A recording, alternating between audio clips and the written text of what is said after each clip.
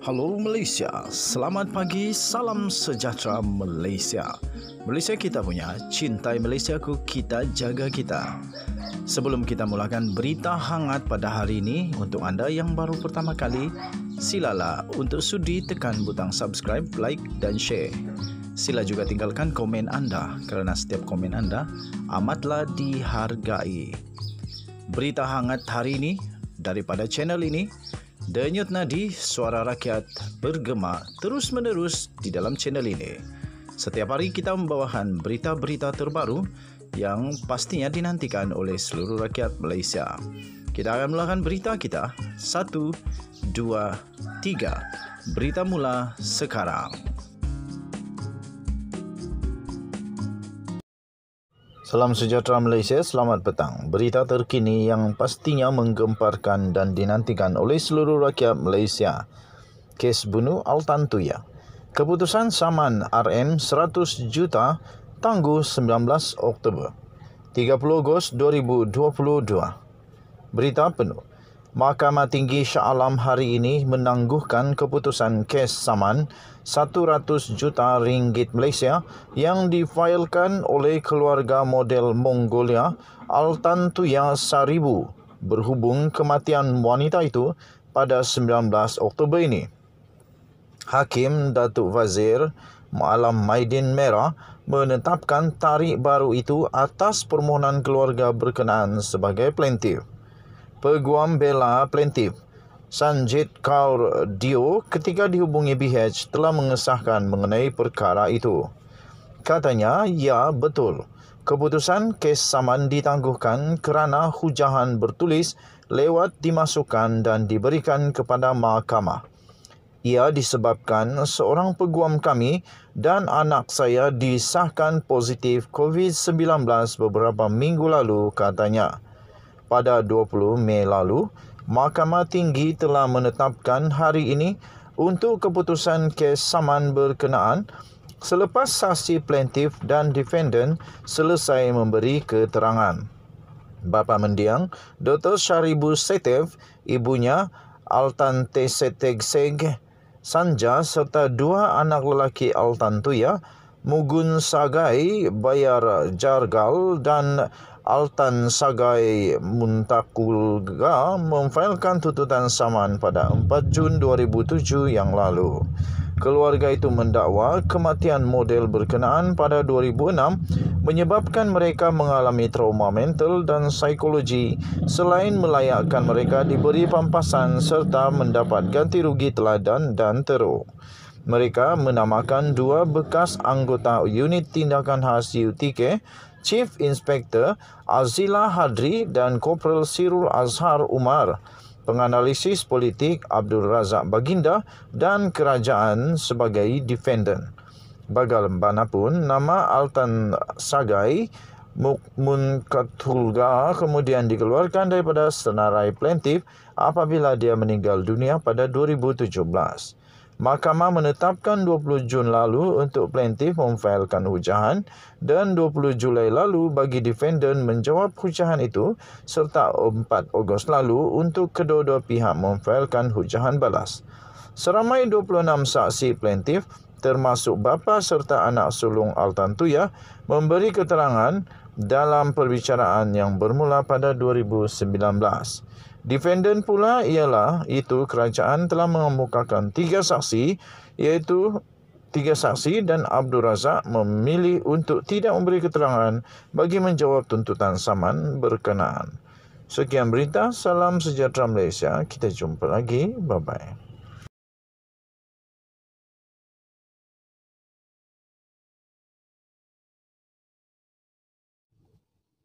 Salam sejahtera Malaysia. Selamat pagi tuan-tuan dan puan-puan yang dihormati sekalian.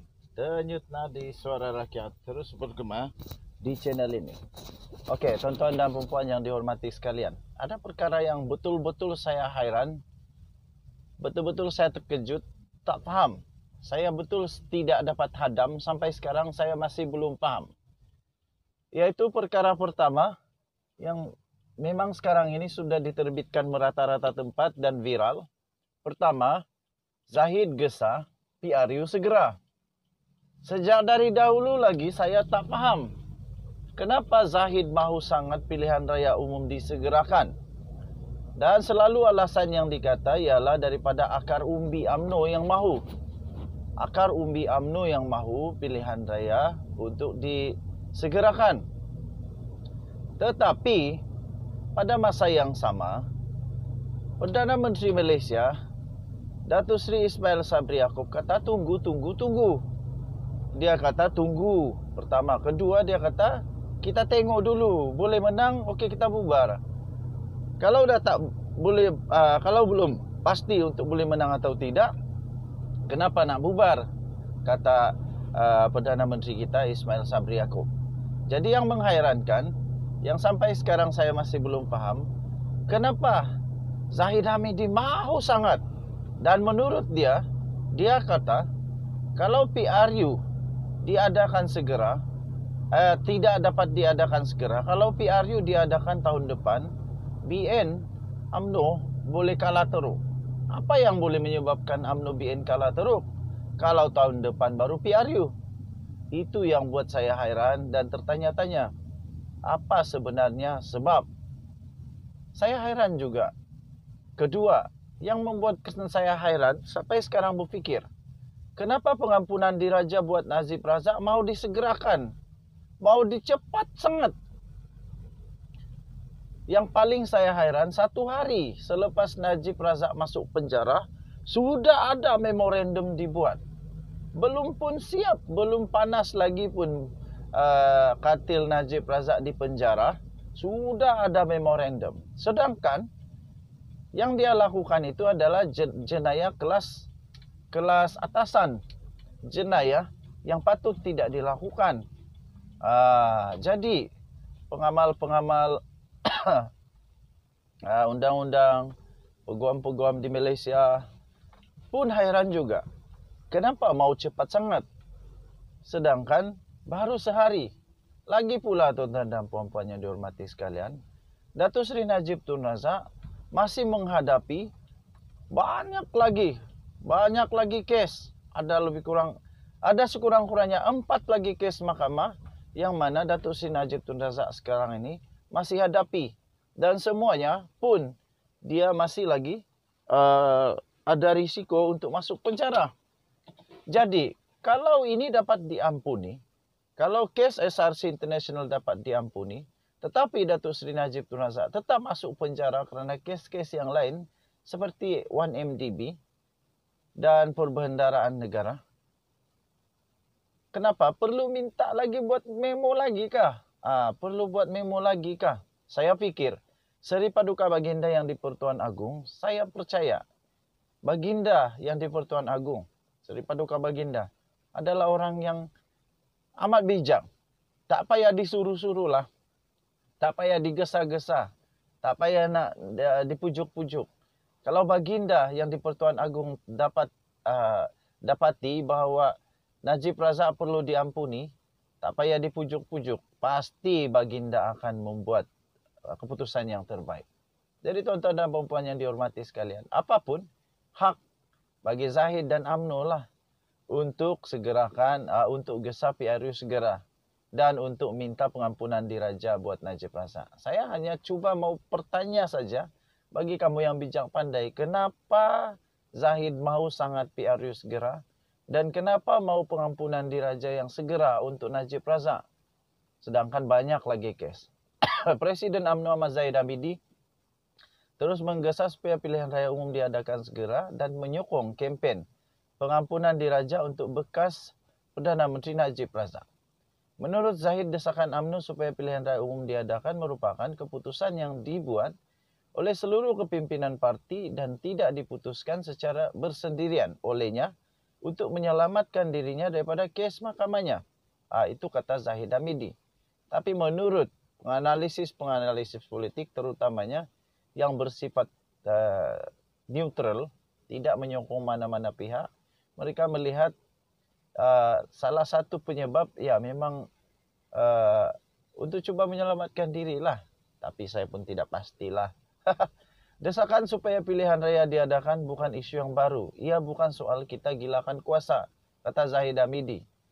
Ia juga bukan soal kita gopoh hingga ada yang menuduh sesama sendiri kononnya kita melakukan pilihan raya kerana gilakan jawatan dan gilakan kedudukan.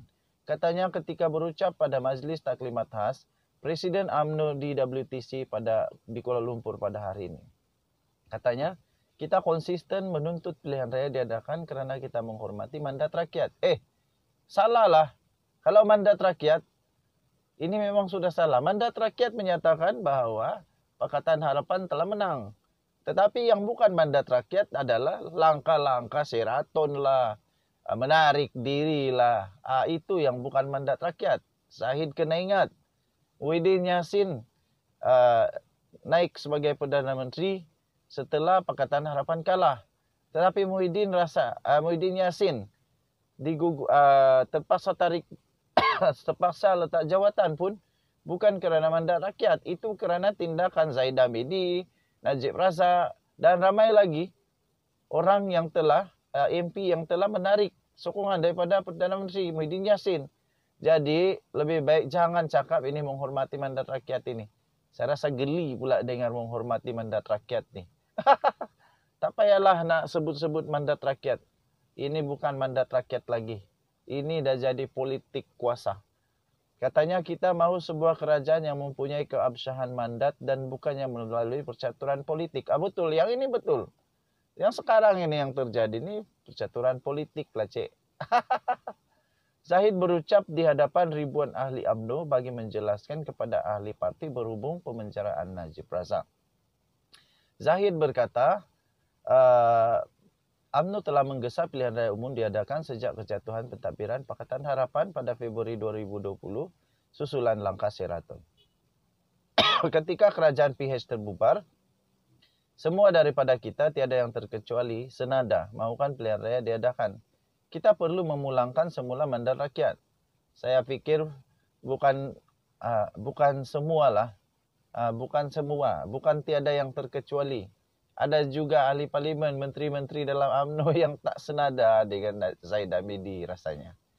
Denyut nadi suara rakyat bergema di channel ini. Kita jumpa lagi. Bye-bye.